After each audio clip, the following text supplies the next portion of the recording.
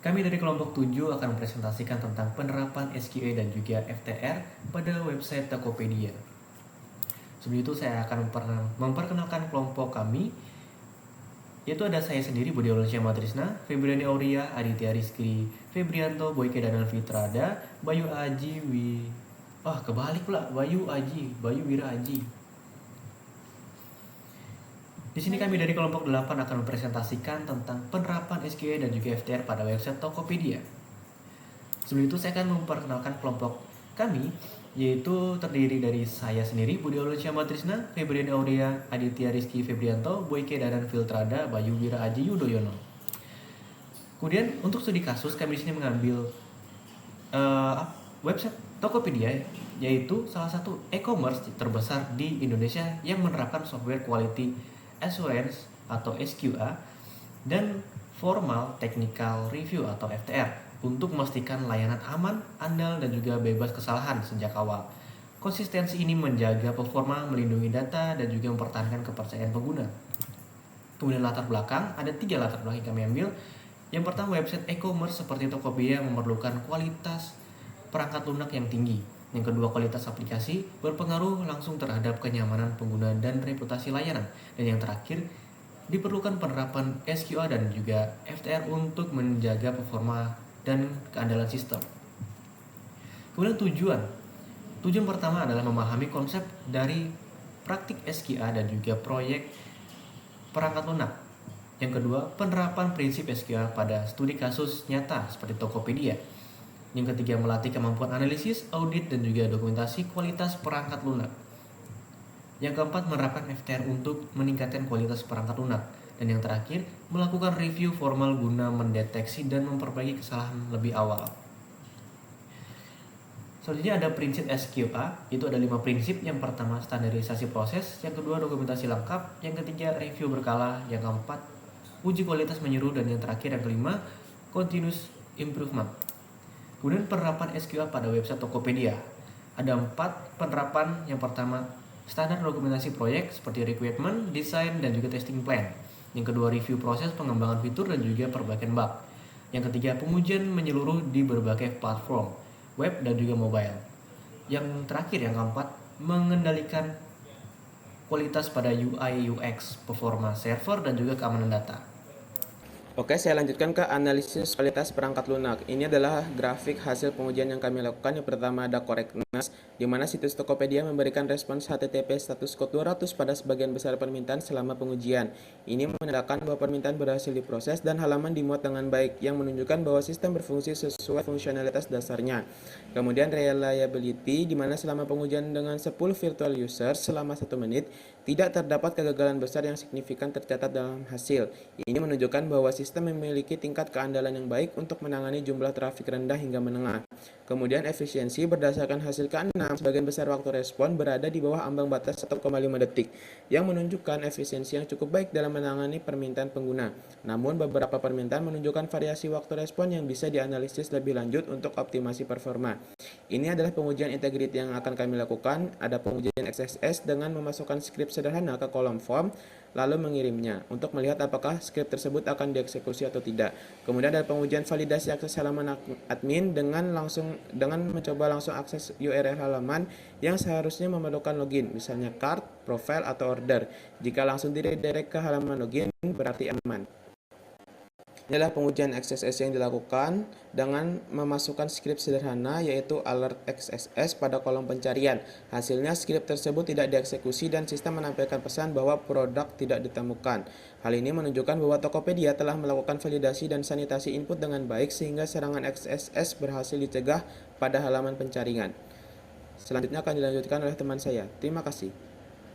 Baik, kita masuk ke bagian integrity, di mana pengujian validasi akses halaman dilakukan untuk mencoba mengakses halaman keranjang tanpa login.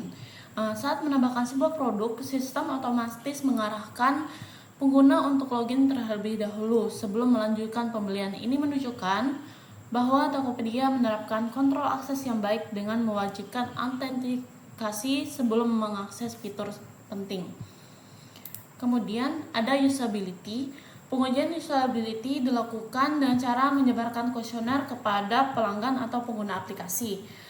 Dalam kuesioner ini sendiri, pelanggan diminta untuk menjawab sejumlah 5 pertanyaan yang berkaitan dengan kemudahan pengguna aplikasi, kejelasan tampilan, kenyamanan saat melakukan transaksi, kemudahan navigasi, dan kepuasan secara keseluruhan terhadap aplikasi Tokopedia. Baik, dari hasil kuesioner sendiri kami menyimpulkan bahwa pengguna atau pelanggan merasa puas terhadap website Tokopedia itu sendiri. Kemudian kita masuk ke poin revisi produk. Yang pertama, kami mengecek flexibility dari website ini, yaitu berguna untuk menguji seberapa mudah sistem beradaptasi terhadap perubahan. Di sini kami melakukan perubahan terhadap username dari pengguna.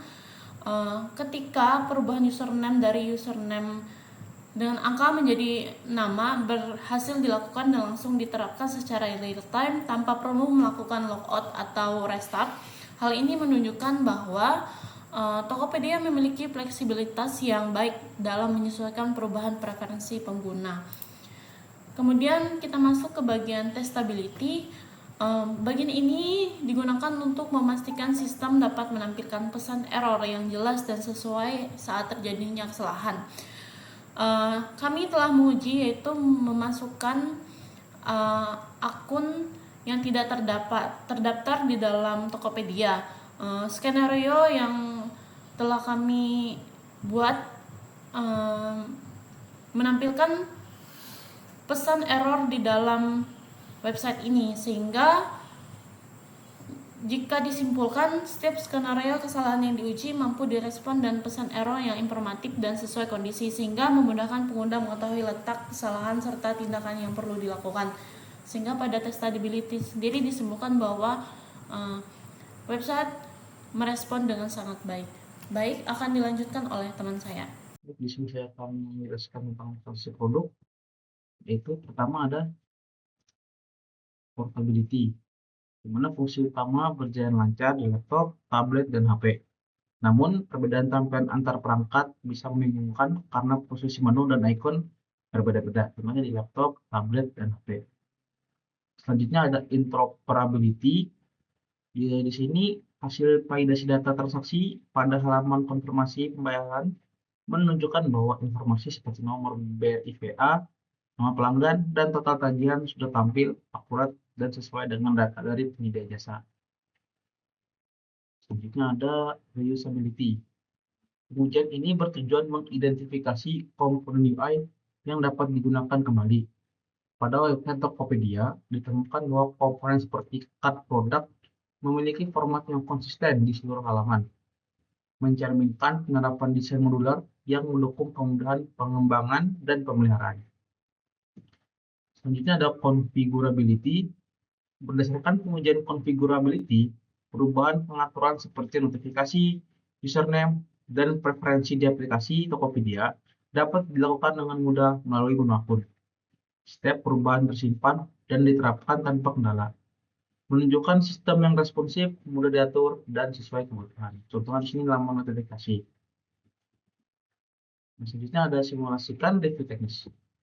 Di proses FTR di Tokopedia ini, kami melakukan 5 tahap, yaitu tahap pertama, perencanaan review, itu menentukan artefak yang direview. Kedua, mencatat temuan, yaitu mencatat bug, error, dan deviasi. Dan ketiga, follow up review, di mana memastikan perbaikan sesuai. Dan keempat, pelaksanaan review, diskusi bersama tim QA dan developer. Kelima, revisi dan perbaikan, yaitu developer melakukan revisi. Sekian penjelasan dari saya. Terima kasih. Akan dilanjutkan oleh rekan saya. Selanjutnya kita masuk ke artefak yang direview. Di sini kami mereview artefak desain UI atau UX dari website Tokopedia dengan format tampilan langsung dari website yang diakses dari browser dan diamati visualnya secara online. Lalu ada komponennya di sini tampilan halaman beranda, navigasi menu dan icon, tampilan kategori pilihan dan banner promo, tampilan halaman produk, tombol tambah ke wishlist, dan halaman daftar wishlist pengguna.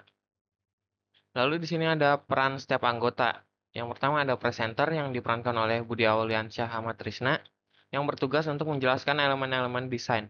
Yang kedua ada koordinator yang diperankan oleh Febriani Auria yang bertugas untuk memimpin review dan memastikan semua berjalan sistematis. Yang ketiga ada recorder yang diperankan oleh Bayu Wira Judoyono yang bertugas untuk mencatat semua temuan dan rekomendasi selama proses review. Yang keempat ada reviewer 1 yang diperankan oleh Aditya Rizky Febrianto yang bertugas untuk mengevaluasi usability dan visual layout. Yang terakhir ada reviewer 2 yang diperankan oleh Boyke Danan Filtranda yang bertugas untuk mengevaluasi alur informasi dan konsistensi elemen UI. Lalu masuk ke hasil temuan UG UI UX dari website Tokopedia. Yang pertama ada halaman beranda. Di sini rapi dan user friendly. Lalu sudah ada dark mode maka sudah sesuai.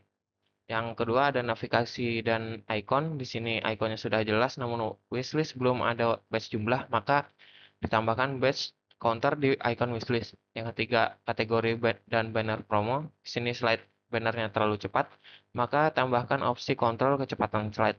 Yang keempat halaman produk. Di sini infonya sudah jelas, namun thumbnail atau gambarnya gelap atau hitam. Maka perbaiki gambar produk di thumbnail. Yang keenam ada halaman wishlist. Yang kelima ada tombol wishlist. Di sini responsif dan notifikasinya sudah muncul, maka sudah sesuai. Yang keenam ada halaman wishlist. Di sini sudah rapi, namun belum ada filter dan hapus massal. Di sini maka tambahkan filter, kategori atau harga, dan opsi hapus semua. Yang ketujuh ada interaksi wishlist. Di sini harus klik berulang untuk hapus atau tambah. Maka tambahkan opsi langsung saat klik. Yang kedelapan di sini ada navigasi ke beranda. Pada desktop dan tablet dapat menekan ikon Tokopedia, namun untuk di smartphone tidak ada, maka tambahkan tombol back to home agar tetap tampil. Lalu lanjut ke rekomendasi perbaikan kualitas SKA. Di sini ada dokumentasi lengkap untuk memudahkan pengembangan dan pemeliharaan. Yang kedua di sini ada pengujian komprehensif untuk menambahkan uji fungsional, integrasi, beban, dan keamanan. Yang ketiga di sini ada implementasi CI atau CD yang berguna untuk otomatisasi saat proses build, test, dan deploy. Yang keempat ada manajemen resiko untuk mengidentifikasi dan menangani resiko sejak awal proyek. Lalu pentingnya SKA dalam proyek. Di sini yang pertama untuk menjamin kualitas produk, produk yang berjalan stabil, aman, dan sesuai standar.